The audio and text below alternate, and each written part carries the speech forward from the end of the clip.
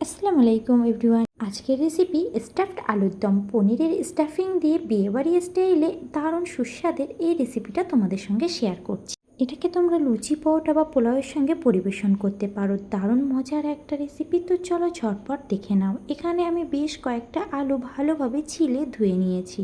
এবার একটা আলু নিয়ে নিলাম, সামনের দিকের যে অংশটা ছুরির সাহায্যে একদম পাতলা করে সামান্য বাদ দিয়ে দেবো। একটা ছুরির সাহায্যে কিংবা একটা কাটারের সাহায্যে আলুর মাঝখানটায় ঠিক ভালোভাবে গর্ত করে নিতে হবে। কাঁচা আলুতে স্কোপিং করাটা খুবই সহজ, কিন্তু সিদ্ধ আলু নিলে আলুটা কিন্তু ভেঙে যাবার ভয় থাকে। যদি আলু সিদ্ধ নিতে চাও তাহলে প্রেসারে একটা সিটি দিয়ে নেবে, বেশি আলু কিন্তু সিদ্ধ করা যাবে না। একইভাবে সবগুলো আলুকেই কিন্তু আমি স্কোপিং করে নিলাম খুব ভালোভাবে। এবার গ্যাসের উপর একটা কড়াই বসিয়ে দিয়েছি, তার মধ্যে বেশ কিছুটা দিয়ে দিলাম সাদা তেল। তেলটা কিন্তু একটু বেশি দিতে হবে। তারপর একে একে আলুগুলো দিয়ে সামান্য একটু লবণ দিয়ে খুব ভালোভাবে এগুলো ভেজে নিতে হবে। একটু লাল লাল করে ভেজে নেব। আর এই ভাজাতে আলুটা কিন্তু 60% সিদ্ধ হয়ে যায়। সব আলুগুলো ভাজা হয়ে গেছে। এবার তেল থেকে ছেঁকে নিয়ে একটা পাত্রের মধ্যে সমস্ত আলুটা তুলে নেব। এবার স্টাফিংয়ের জন্য আমি এখানে 200 গ্রাম পরিমাণ পনির নিয়েছি, সেটাকে খুব ভালোভাবে গ্রেট করে নেব।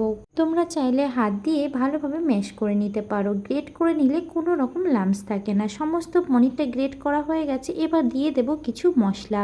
দিয়ে দিলাম হাফ চামচ পরিমাণ লবণ, আর হাফ চামচ দিয়েছি জিরের গুঁড়ো, হাফ চামচ দিয়েছি ধনিয়া গুঁড়ো, দিয়ে দিলাম ফ্রেশ ধনিয়া পাতা কুচি কিছুটা পরিমাণ, লঙ্কা কুচি দিয়ে দিলাম কিছুটা পরিমাণ।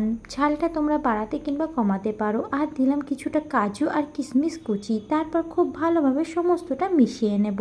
এদিকে আলুটাও বেশ ঠান্ডা হয়ে গেছে। এবার হাতের মধ্যে আলুটা নিয়ে পুরটা ঠিক মাঝখান বরাবর হালকা হাতে চেপে চেপে ভালোভাবে সিল করে দেব।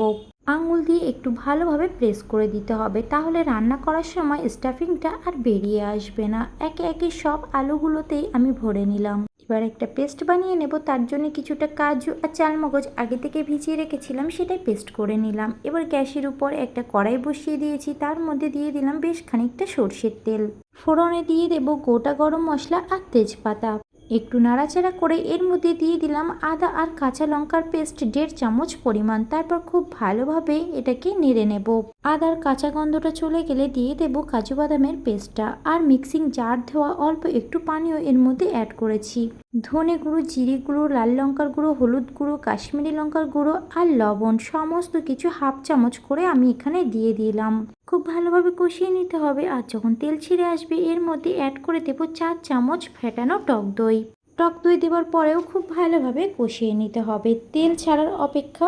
নিরামিষ দিনে তোমরা কিন্তু এটা বানিয়ে নিতে পারো, খুব মজার হয়। এর মধ্যে দিয়ে দিলাম অল্প একটু চিনি, ওই 1 চামচ পরিমাণ। তারপর খুব ভালোভাবে কষানো হয়ে গেছে। এর মধ্যে দিয়ে দিলাম গরম পানি 1 বাটি পরিমাণ। ঝোলটা ফুটে উঠলে একে একে আলুগুলো এর মধ্যে দিয়ে দেব। তারপর ঢাকনা চাপা দিয়ে গ্যাসের ফ্লেমটাকে হাইতে রেখে 3-4 মিনিটের জন্য সিদ্ধ হওয়ার জন্য রেখে দেব। 4 মিনিট পর ঢাকনাটা ওঠালাম। গ্রেভিটা অনেকটাই কমে এসেছে। এর মধ্যে দিয়ে দিলাম 1 চামচ পরিমাণ গরম মশলা, কিছুটা পরিমাণ দিলাম কস্তুরি মেথি। নামানোর আগে উপর থেকে দিয়ে দিতে হবে 2 চামচ পরিমাণ ঘি। রেডি হয়ে গেল দারুণ স্বাদের স্টাফড আলুর দম। এবার এটা তোমরা লুচি, পরোটা কিংবা পোলাওয়ের সঙ্গে পরিবেশন করতে পারো। ভিডিওটি যদি ভালো লেগে থাকে তাহলে অবশ্যই টাইম লাইনে শেয়ার দিয়ে রাখতে পারো। পরবর্তী সময়ে দেখে দেখে বানাতে তোমাদের সুবিধা হবে। লাইক, কমেন্ট, শেয়ার করতে কেউ ভুলো না। দেখা হচ্ছে অন্য কোনো ভিডিওতে। ততদিন সবাই ভালো থেকো, সুস্থ থেকো। আল্লাহ হাফেজ।